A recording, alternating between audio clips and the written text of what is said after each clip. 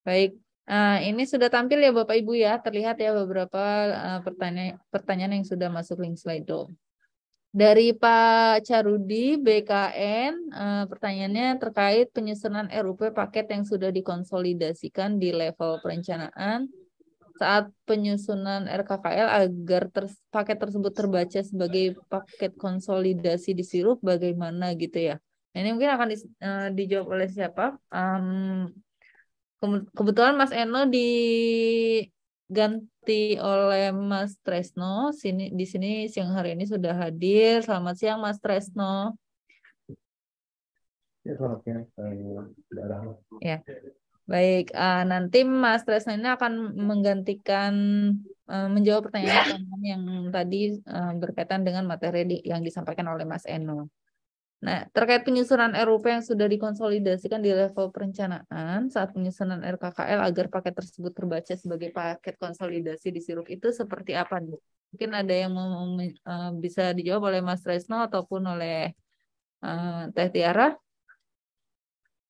Ya, mungkin saya coba bantu jawab terkait konsolidasi di level perencanaan ya. Ini maksudnya saat penyusunan RKKL bagaimana ya? Soalnya kalau kita ngomongin sirup itu pastinya perencanaan pengadaan ya, bukan perencanaan penganggaran. Nah, kalau kita ngomonginnya penyusunan RKKL, mungkin yang dimaksud itu penyusunan apa namanya perencanaan penganggaran gitu ya, Bapak Ibu sekalian. Nah, kalau untuk di sirup sendiri konsolidasi di level perencanaannya itu nanti eh, mungkin Tiara bisa coba simulasi lagi. Jadi nanti kita bisa masuk ke menu RUP, menu konsolidasi. Nanti kita bisa bikin paket baru untuk paket konsolidasinya. Kemudian nanti kita bisa pilih paket-paket yang sama yang akan dikonsolidasikan. Mungkin bisa langsung ya dicoba share screen aja Mbak Tiara. Baik, baik silakan Teh Tiara. Untuk Pak Carudi monitor Pak. Iya siap Bu, siap lagi mau naik mau boarding ini Bu. Jadi kalau tadi ini dimaksud Mas Eno bukan yang itu, yang Mas siapa tadi ya, Mas Eno ya? Mas Tresno, iya. Mas Tresno, bukan itu Pak Tresno maksudnya Pak. Jadi memang paket-paket konsolidasi kami itu memang sudah dikonsolidasikan pada saat nyusun RKKL Pak. Kenapa saya sampaikan di sini? Karena ternyata paket konsolidasi itu termonitoring di aplikasi Amel, sehingga sebenarnya itu juga menjadi fokus ya, salah satu dari kemarin dengan Direktur Advokasi sempat dimonitor juga, dan karena kami konsolidasinya bukan di level perencanaan tapi di level penganggaran, akhirnya nggak kebaca sehingga realisasi di Amel itu masih nol. Nah itu mohon arahannya bagaimana itu biar terbaca di aplikasi Sirup sehingga realisasi konsolidasi kami juga terbaca gitu loh Pak Eno, makasih. Oke, Pak Carudi. Ya, baik lagi berarti tadi ngomongin konsolidasinya di level perencanaan penganggaran gitu ya, bukan perencanaan pengadaan gitu. Ya, sebenarnya kalau ya nggak tahu kita ya, maksudnya penganggarannya bagaimana, kemudian ketika pemaketan RUP-nya itu apakah diumumkan semua terhadap anggaran yang dikonsolidasikan tersebut atau dipecah gitu jadi banyak paket gitu Pak Carudi. Iya, kalau yang seperti itu mungkin kita sudah bisa ya Pak Eno ya, cuman memang di kami misalkan contohnya saja belanja ATK itu sudah kita post semua di salah satu unit kerja, jadi tidak semua unit kerja menganggarkan ATK dan bahan komputer. Kemudian yang tahun sekarang juga ada PC, bahkan seluruh satker kita adakan di satker pusat, di share. Nah itu semuanya konsolidasinya di level rencana penganggaran. Dan itu kemarin saya diskusi dengan Pak Direktur Advokasi juga. Nah, kita masih bingung nih gimana cara membunyikannya biar termonitoring gitu sih Pak Tresno. Mohon izin karena ini saya udah mau boarding, Bapak Ibu, saya mungkin akan leave ya. Terima kasih jawabannya Pak Tresno. Mungkin nanti disambung lagi dengan diskusi di lain kesempatan ya Pak. Makasih Pak. Baik, baik. Ya, terima kasih Pak Carudi. Ya, baik lanjut Sama-sama. ke pertanyaan selanjutnya. berkaitan dengan ini ya dari Bapak Ibu Tegmini ya dari BKN Denpasar. Ini share ya? Belum terlihat ya Bapak Ibu, mohon maaf. Nah, dari BKN Denpasar ini ada informasi ya saat akan melakukan tarik data RKA, informasinya RKA Satker Anda belum tersedia, mohon untuk melakukan generate RKA pada besok hari. Nah, ini mungkin nanti bisa ditanggapi oleh Mbak Tiara ataupun oleh Mas Tresno. Kemudian pertanyaan berikutnya ini berkaitan dengan saat menentukan status melalui penyedia atau pengelola, apakah status identifikasi harus nol atau seperti apa? Silakan, mungkin ada tanggapan dari Mas Tresno atau Mbak Tiara. Baik, saya coba jawab lagi. Ibu Tekmini dari BKN Denpasar. Ya, untuk RKA Satker yang belum tersedia itu mungkin nanti bisa koordinasi sama kita juga gitu. Untuk nama satuan kerjanya apa, nanti mungkin bisa diinfokan ke kita, ke helpdesk kita, agar nanti ditindaklanjuti, Bu Tekmuni. Nah, kemudian terkait status identifikasi, ya itu harus nol ya, Bapak Ibu sekalian. Jadi kalau masih ada sisa pagu yang belum teridentifikasi, itu nanti akan menyebabkan proses generate-nya itu gagal, Bapak Ibu sekalian. Begitu, Mbak Rahma. Baik, terima kasih Mas Tresno atas tanggapannya. Nanti dikonfirmasi lagi saja ya dari BKN Denpasar jika dari pertanyaan yang tadi dari jawabannya ada yang mau dikonfirmasi lagi, dipersilakan. Kemudian lanjut pertanyaan dari Mahkamah Agung Republik Indonesia, Bapak M. Udin. Assalamualaikum, izin bertanya terkait data yang belum berhasil di Satker kami, terkendala tarik data 10% saja. Itu mohon solusinya. Nah, monitor tidak ya Pak Udin? Mungkin bisa sekalian di share screen Pak, tampilannya saat ini seperti apa? Kalau monitor. Assalamualaikum warahmatullahi wabarakatuh. Waalaikumsalam Pak. Salam, perkenalkan nama saya Muhammad Udin dari Mahkamah Agung. Terima kasih atas kesempatan yang telah diberikan. Pertama-tama, kami itu dari Mahkamah Agung itu terdiri dari 930 satker. Jadi kita itu membawahi 930 satker yang dimana satkernya itu dari Sabang sampai Merauke. Kemudian kita mempunyai 2 Dipa Bua dan Dipa Dirjen. Nah, dari sebagai admin PPE kami melakukan sosialisasi ke satker-satker itu melalui ada grup perwilayah. Ada keluhan dari satker bahwa ketika tarik data itu cuma berhasil sampai 10% saja. Jadi bukan dari Mahkamah Agungnya, tapi dari satker kami di pengadilan di daerah. Gitu. Terus sebenarnya saya ada pertanyaan lagi yang kedua terkait pengelompokan penyedia atau swakelola. Jadi di satker kami itu ada semacam kayak sewa internet, kemudian listrik sama air, itu pengelompokan itu masuk ke swakelola atau penyedia. Selama ini kalau misalnya pakai penyedia, otomatis kan harus diumumkan. Sedangkan pembayarannya itu melalui kwitansi atau melalui UP. Itu gimana solusinya? Baik, terima kasih Pak. Jadi yang pertama, pertanyaan pertama itu kendala tariknya ada di Satker Mahkamah Agung gitu ya Pak ya. Tampilnya hanya 10% saja, itu informasinya. Kemudian yang kedua berkaitan dengan data-data paket tadi air ya Pak ya, pembayaran air ya Pak ya. Kalau harusnya tidak masuk itu swakelola atau apakah penyedia? Masuk gitu. Penyedia atau swakelola gitu ya, karena pembayarannya itu hanya berdasarkan kwitansi, buktinya. Betul. Kemudian selain kwitansi apa Pak? Maaf. Karena di bawah tagihannya itu karena di bawah 50 juta, jadi menggunakan kwitansi. Oh gitu, baik. Ya. Silakan, mungkin ada yang mau ditanggapi dari Mas Tresno. Ya, Pak Udin, terkait data RKA yang ditarik hanya sampai 10%, mungkin nanti juga sama ya, bisa koordinasi ke helpdesk kita. mohon dicantumin juga untuk satuan kerjanya sama instansinya dari mana, agar kita dapat tindak lanjuti gitu, Pak Udin. Nah, kemudian yang kedua untuk pengadaan air gitu ya, belanja air. Nah, itu setahu saya itu masuk ke penyedia tapi dikecualikan gitu, Pak Udin. Jadi sama kayak tagihan listrik, masuk air juga dan lain-lain gitu. Itu masuknya ke penyedia tapi dikecualikan gitu. Nah, mungkin ini kalau Pak Heldi masih monitor, mungkin Pak Heldi mungkin bisa nambahin gitu. Mungkin begitu, Mbak Rahma. Baik, terima kasih. Pak Heldi masih monitor, Pak?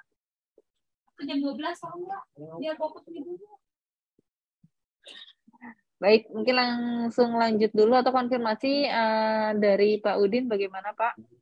Itu yang pengadaan langsung dikecualikan tuh gimana ya maksudnya?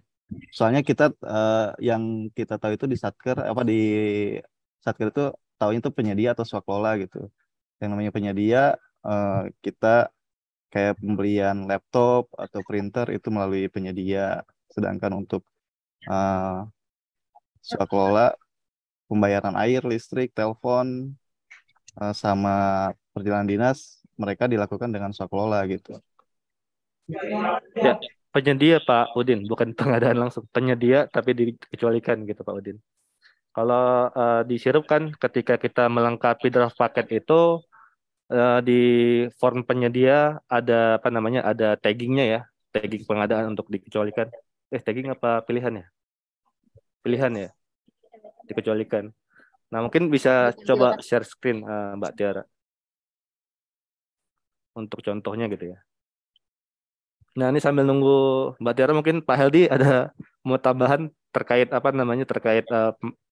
pengadaan air gitu, Pak Heldi. Ya, jadi pada prinsipnya kita kan punya dua cara pengadaan tuh, apakah swakelola ataupun penyedia ya. Nah, kalau tadi masalah air, telkom, listrik ya, nah itu yang harganya itu ataupun sudah diumumkan oleh pemerintah lah gitu ya, sudah memang sudah tayang ataupun sudah diumumkan oleh pemerintah dan dikelola oleh pemerintah itu kan ya, masalah BBM, air, telkom dan sebagainya. Nah, itu masuknya itu ke dalam pengadaan melalui penyedia ya. Nah, yang mana memang kita tahu pemilihan penyedia itu kan ada pre-purchasing, ada pengadaan langsung, penunjukan langsung, tercepat, dan tender. Oh, masuk kemana nih kalau kita bayar air, PLN, segala macam. Nah, sebetulnya dari 5 yang tadi itu ada yang namanya pengadaan yang dikecualikan. Nah, pengadaan yang dikecualikan itu ada apa? Ya tadi ada sebetulnya ada pengadaan yang di BLUD, BLU, kemudian ada yang harganya sudah diumumkan atau ditayangkan dan diatur oleh pemerintah, kemudian bisnis sudah mapan, dan satu lagi pengadaan yang diatur oleh undang-undang lain. Tapi yang banyak beririsan memang yang dua tadi, yaitu yang harganya sudah tayang dan diatur oleh pemerintah, dan satu lagi adalah bisnis sudah mapan. Bisnis sudah mapan itu seperti apa? Ya pelatihan gitu ya, salah satunya ya. Terus yang excess demand itu lebih banyak demand-nya daripada supply-nya gitu ya. Nah, kemudian yang karya seni sama harganya sudah dipublish juga oleh asosiasi ya. Nah, itu masuknya ke pengadaan yang dikecualikan. Nah, berarti kalau tadi listrik, air segala macam itu kan ada penyedianya ya. Nah, penyedianya dan itu masuk ke pengadaan, cara pemilihan penyedianya adalah pengadaan yang dikecualikan. Pengadaan yang dikecualikan. Gitu. Siapa tadi yang bertanya, mohon maaf? Izin dari Mahkamah Agung, Pak. Oh, MA ya, siap. Oke. Ya, terima kasih Pak Aldi. Ada tanggapan mungkin Pak Udin, silakan. Oke. Untuk sementara cukup. Jadi ketika pemilihan itu metodenya apa namanya? Pengelompokan penyedia atau sekolah berarti jatuhnya ke penyedia. Cuma ketika pemilihan metode pembayarannya melalui pengadaan yang dikecualikan ya Pak ya? Metode pemilihannya. Ya, betul benarnya. Oh gitu. Oke, siap. Terima kasih Pak. Itu kalau misalnya pembayarannya melalui UP bisa Pak? Apa melalui kwitansi? Pembayarannya disesuaikan dengan disesuaikan dengan apa bisnis prosesnya. Jadi gini, filosofisnya kita ada istilah pengadaan dikecualikan itu karena memang tata cara yang diatur di dalam Perpres yaitu melalui e-purchasing, kalau barangnya di katalog, pengadaan langsung, penunjukan langsung, tender cepat pakai sikap atau tender pakai SPSE. Nah itu untuk telkom, untuk telepon, untuk listrik, air ataupun hotel, pelatihan itu memang eksekusinya tidak cocok gitu. Jadi tidak sesuai dengan bisnis proses yang ada. Ya, jadi malah akan merepotkan. Nah, sehingga filosofisnya adalah kita mengikuti bisnis proses mereka.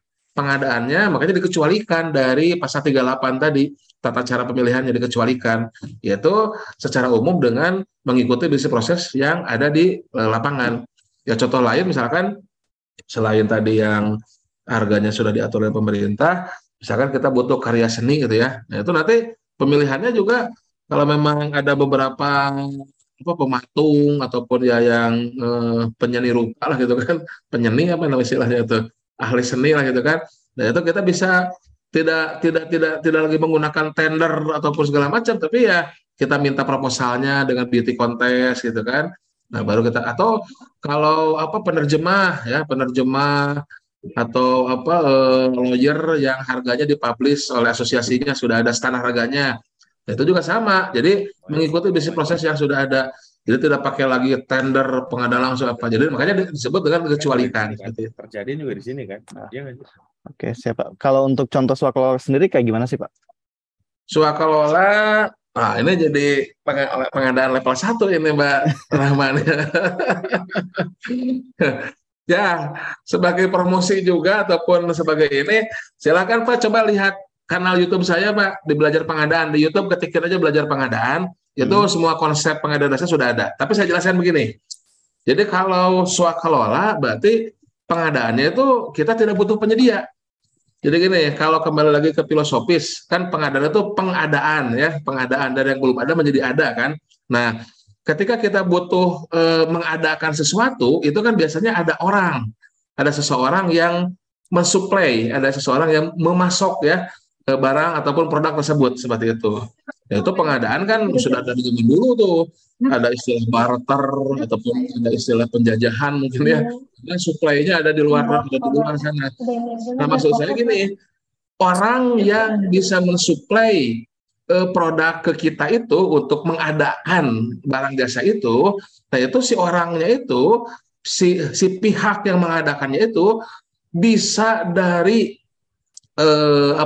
pelaku usaha atau bisa dari tadi yang internal kita, ibaratnya internal itu oleh kita sendiri dibuat gitu kan, atau oleh ya sesama ASN ya di KLPD lain, atau ya masih kerabat stakeholder kita lah, ormas, organisasi masyarakat dan kelompok masyarakat ya, yang mana itu masih merupakan stakeholder dari pemerintah lah seperti itu, karena kan kita melayani masyarakat kan, makanya ada ormas, ada pokmas. Nah itu pilihannya. Nah jadi kalau pengadaan kita itu orangnya yang mensuplainya itu adalah pelaku usaha, berarti pelaku usaha itu berbadan usaha, berbisnis, ada profit, nah itu berarti melalui penyedia. Nah kalau swakalola yang mensuplai ke kita itu bukan pelaku usaha, bukan penyedia, tapi kita sendiri yang menyediakan produknya, atau sesama ASN di kementerian lain, di lembaga lain, di pemerintah daerah yang lain. Siapa tahu di Pemda lain memang ada tenaga ahli yang kita butuhkan, atau memang satu KL yang memang keahliannya bisa memasok kebutuhan kita. Misalkan kita butuh kajian terkait narkoba, ahlinya narkoba di kementerian ada BNN. Ya, ahlinya pengadaan, kalau Bapak Ibu terkait kajian pengadaan, butuh pengadaan, LKPP. Kita butuh kajian korupsi, bisa ke KPK. Butuh kajian-kajian terkait IT segala macam, bisa ke BRIN ya. Butuh peta, bisa ke BIG, Bako Surtanah atau Lapan, tergantung petanya, peta yang bagaimana. Peta citra satelit dari Lapan, peta topografi dari BIG, peta hasil tanah dari BPN dan sebagainya. Nah itu supply orang yang bisa memasukkan, mengadakan kebutuhan kita, tapi masih sesama ASN. Nah, itu swakalola. atau barangnya ataupun yang bisa mensuplainya dari masyarakat, bisa ormas ataupun kelompok masyarakat. Ormas ya dikembangkan lagi bisa juga dari PTS karena mereka yayasan, ya. Nah seperti itu. Gitu. Siapa tadi Pak penjelasannya? Jadi swakelola itu bukan dari penyedia gitu kan, gambar seperti itu, ya. Siap. Jadi Nah, kwitansi konsumsi juga sama berarti penyedia Pak ya? nah, konsumsi itu Bapak dari mana ininya ngambilnya? Ya, kita Coba. pasti beli di rumah makan kan, beli snack atau Rumah beli makan, nasi bukan box gitu dari kan. bukan Mbak Rahma atau Mbak Tiara yang masak, bukan kan ya? Ya. Nah, kalau dari bukan kita yang masak, bukan dari ASN yang masak, ataupun bukan ormas ataupun bukan pokmas yang masak, berarti dari luar berarti penyedia. Oke. Begitu. Ya, terima kasih Pak. Mohon Udin. maaf saya masih awam dari Nggak pejabat apa-apa, pengadaan justru Pak. ini penting ini. Ya, penting ini ya. Siap. Iya. Terima Nanti kasih kalau Pak mau atas lebih pencerahan lihat Pak. di ini ya, di Di- YouTube belajar pengadaan, silahkan itu sudah lengkap lah ya. Siap. Terima Lengkap kasih semua Pak. tuh, banyak, silahkan untuk hal-hal gitu. Ya, Siap. boleh deh, atau WA ke saya ya. WA Baik, ke Pak. saya silahkan ya. Nah, siap Pak.